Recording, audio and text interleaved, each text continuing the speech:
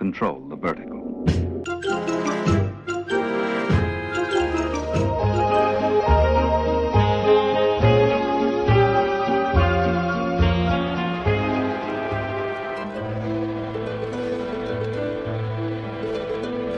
Welcome to Anthologic, the TV anthology podcast. I am your host, Mark. Anthologic is a podcast dedicated to exploring the good, the bad, and the odd of horror, science fiction, and the best of mystery, suspense, anthology shows and series on TV.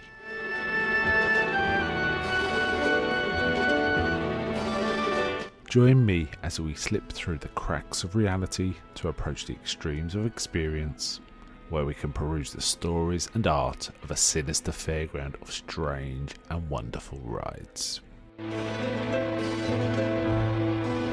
And now we go on to the show that is the focus of this particular episode.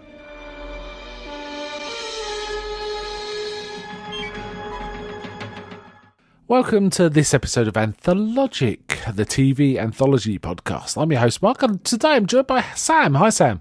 Hey. So today it's actually episode 1 of Night Gallery. I know we've already done Night Gallery, but that was a pilot. This series didn't actually start for, I think, another year after the pilot. Wow. And this is actually episode 1. Season 1. Got 2 episodes in it, The Dead Man and The Housekeeper. It first aired on the 16th of December 1970, which makes it 49 years old? Yeah. Something like that. Just about. Yeah, we're in 2019, aren't we? Yeah, I should say Happy New Year to everyone. Let's just jump straight into it. As the usual Night Gallery introductions, I really like the Night Gallery introduction. The whole weird scrolling images and the music. I think it sets up a proper creepy mood. Anyway, this, as I say, aired on the 16th of November, which was a Wednesday night this was on in America for the first time.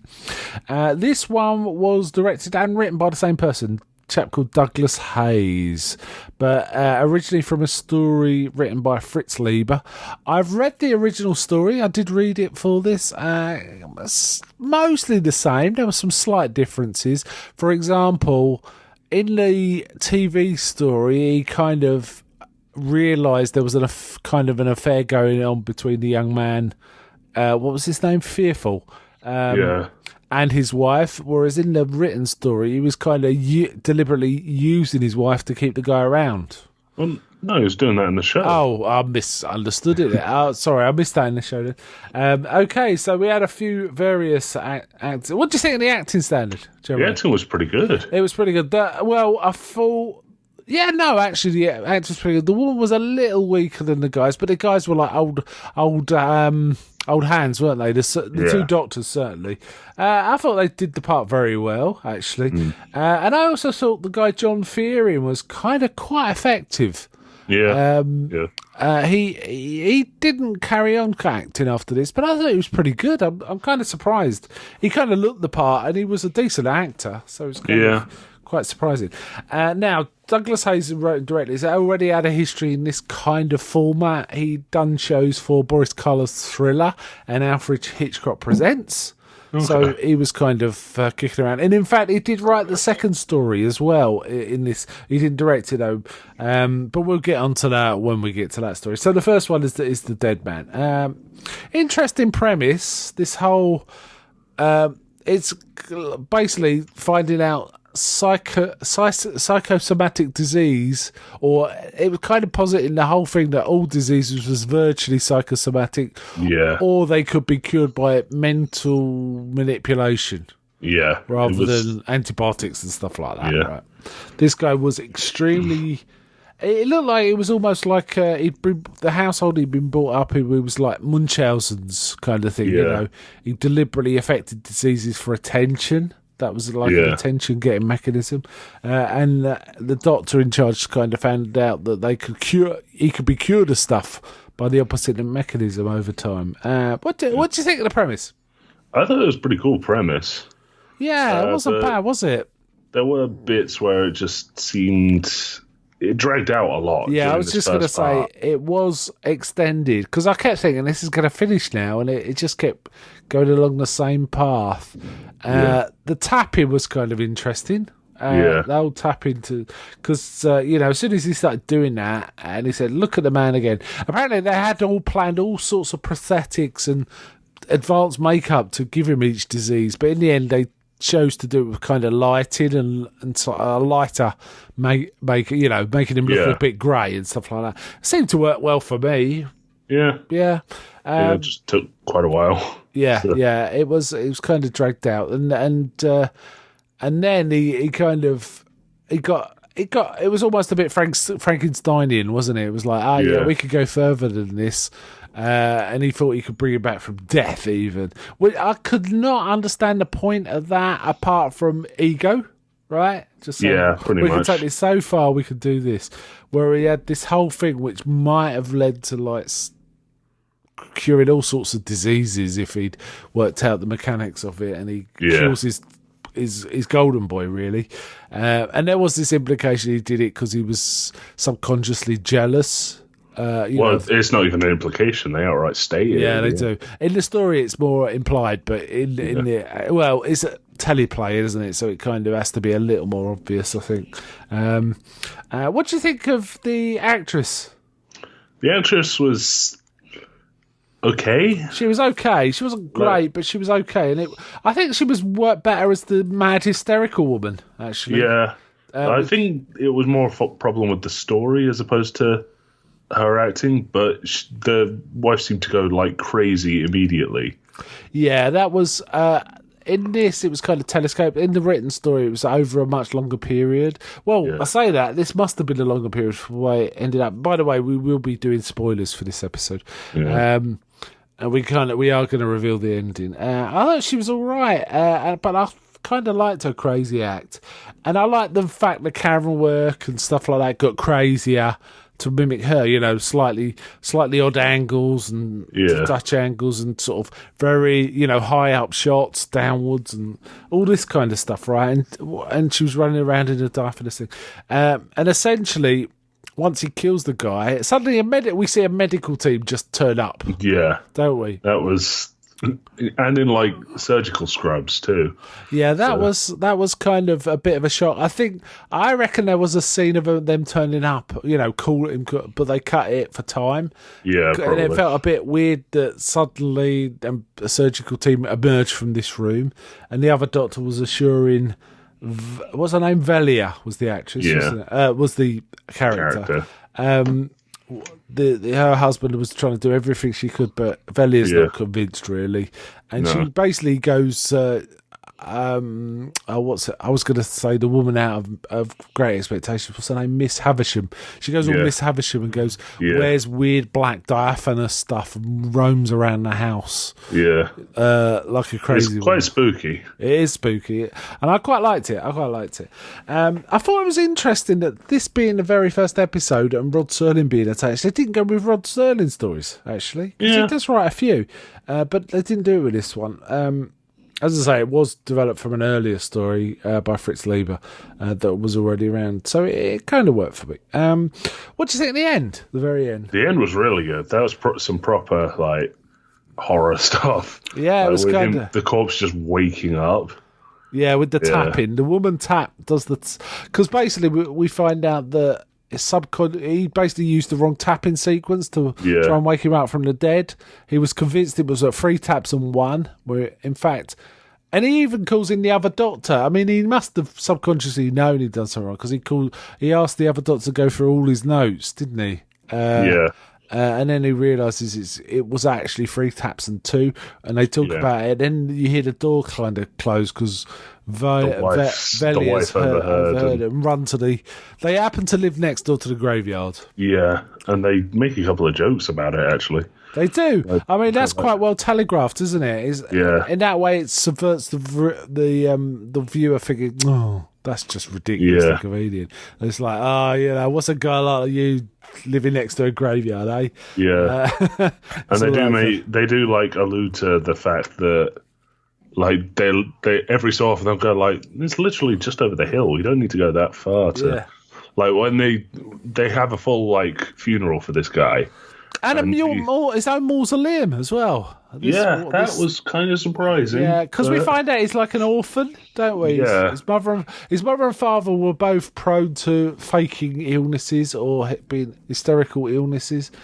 So we find that, and they kind of imply there's maybe a genetic, certainly environmental sort of reason for the way he is, but there may even be a genetic one, because both his parents were prone to it.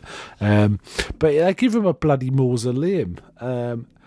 Interesting name, Fearing, as well. Yeah. And basically, they get Valia runs ahead. Her husband, Dr. Redford, is a bit faster than the other fella, Dr. Talmadge. Dr. Talmadge is quite a bit older.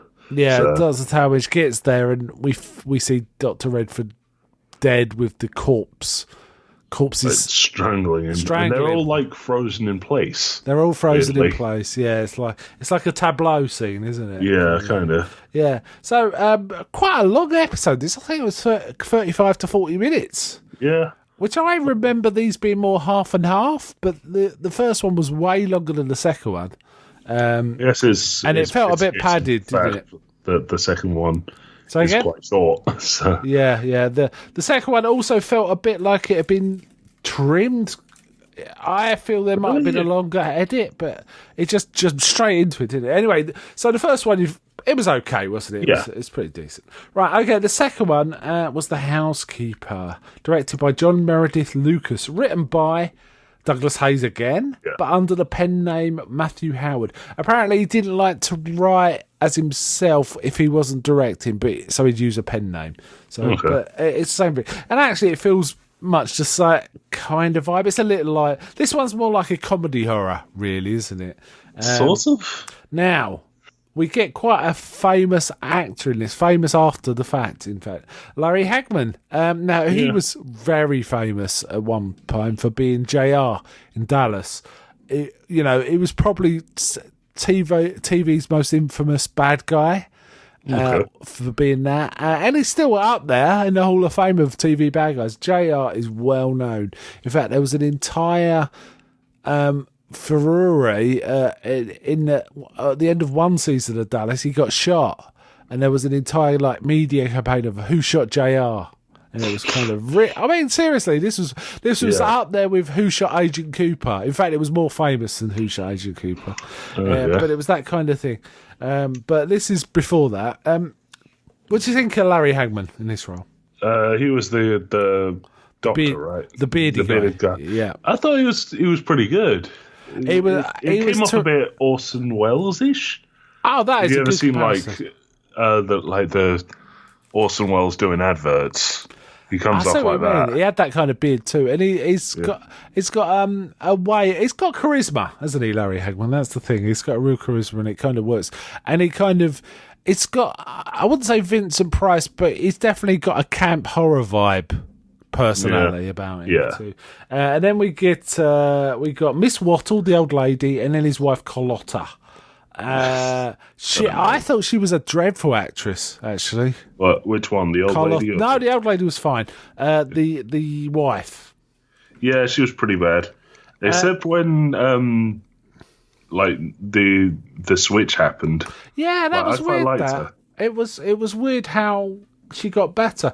Now, I thought she was something like the producer's girlfriend because of the bad acting. I thought she wasn't an actress, but in fact, she is an actress, and she's got quite a career. So I don't know what went wrong here. She just didn't seem to act very well. I quite like Miss Wattle. I thought she was pretty good. Though, curiously, she looked like a younger lady made up to look old to me. Yeah. And she was. I could. She looked about 90, but she could pass as like a 60-year-old done up to look 90. Yeah, she didn't look as old as she looked. Even under the makeup, she didn't look as old as the role. But that was fine. That's fine. But they could have cast an old lady to do it. An old lady. Yeah. Interesting factoid I found out about this.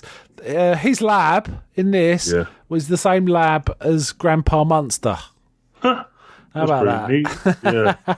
Yeah. So that was kind of funny. And essentially, he's figured out some black magic way using a frog to transfer souls between bodies or minds or something. He says it's a personality transfer, but yeah. Essentially, he reckons he can. His it's wife's some sort of Egyptian black magic. Yeah, but he's gonna try and use it to get a really old, ugly but kind woman into his young and beautiful but really a horrible person wife. Yeah. He kind of. He says you've got a lot to offer, but because of you're old and oh man, there's some. Well, yeah, fair enough. It's kind of it's dated a little. Let's put it that way. Right? Yeah. Let's put it that way. But essentially, he wants a nice human being for a wife rather than the shrew or whatever she is. He's got. Now, I got the impression she was the one with the money, and he married her for her money. That was the kind of impression I got. So it was like, yeah, this guy's a gold digger then, right? Yeah. But I couldn't quite tell. And essentially, he kind of does this voodoo with a frog when they're in his wife's in the room and he transfers it. The woman Miss Wattle's kind of confused most of the way. She doesn't really understand what she's been asked to do. And when it happens, it's like, oh no, this is wrong. And the missus is properly upset. I can't remember what happened to the. I think she had a heart attack. Ah, okay, so she's out of it. And then he's like saying, "Oh dear, I thought this was going to turn out this way. I had such high hopes for you." He's being very condescending. She's going, "No, you cannot get away with something this evil." Is Miss Wall? Yeah, she's not doing it because she suddenly wants the money. She's just like. She's realised it's morally wrong, so she goes, I'm not going to letting you get away with this, so I'm going to divorce you and take all the money and all this kind of thing. And then he goes, oh dear. And he gets another frog out, and another old lady turns up. Yeah. That was... I think I'd have preferred it if it immediately backfired just on him. Like, that's already a pretty Twilight Zone-y, like, rest of the night gallery sort of thing to happen. Yeah. But him, like, double flipping it back on her was really good. Yeah, I liked it. And apparently Larry Hagman come up with the final line, which is a pretty funny line. It basically keeps saying... He's lamenting this, that he's having to do another soul transfer, and he's going, how many times? No, she says how many times, and he just goes, as many as there needs to be. No, he says, until we get it right. Oh. Which is a great line. Larry Hagman came up with that. That is a good line. Apparently they knew that they kind of got the ending, but they just weren't quite happy with the very final thing. How many times, and until we get it right. So I like this one. I quite like actually. Oh, this was a fun one. It was a fun little short. I do feel like it was kind of padded out. Like, do you? I thought it was rushed in places, actually. See, there was a bit too much of, like, them going on and on about how old she is and how young the wife is. It was a bit much, wasn't it? And, like, them sitting at dinner for about 10 minutes while the wife and her lover are in the background really didn't need to be in it. Oh, yeah, they were kept watching the missus in the restaurant, didn't they? She looked the part of the wife, but she couldn't act at all. It felt like. I feel like I'm being a bit mean, really. She could do a good accent. Like, it was a pretty good replication of... Oh, no, that was dubbed. Oh, okay. That was dubbed. However, having said that, there is the actual actress did talk about at length how she put a lot of effort into replicating the voice, and she was quite proud of it. And she didn't know that they dubbed it until she saw it for the first time. They didn't tell her. It was just dubbed. Oh, that's me. Yeah, that's so mean. She was quite upset about it, but yeah, but she became if the studio do that, what can you do? She's sort of got over it. But yeah. So yeah, good episode that. So did you enjoy this first episode one? Yeah, it's not bad at all. The next one, which we'll be getting to in 6 episodes time, is got 3 3 little stories in. So Night Gallery's kind of like that. It fits them around. It's a bit of a jigsaw box. You know, it suits. It puts the stories to suit the length, and it has no compunction about putting 3 in if that suits it best. Which is good, right? Better than padding it, I'd say. That's for sure. All right then. Okay, so I think we'll wind up there. So bye from me. Bye. And until next time, is anybody out there?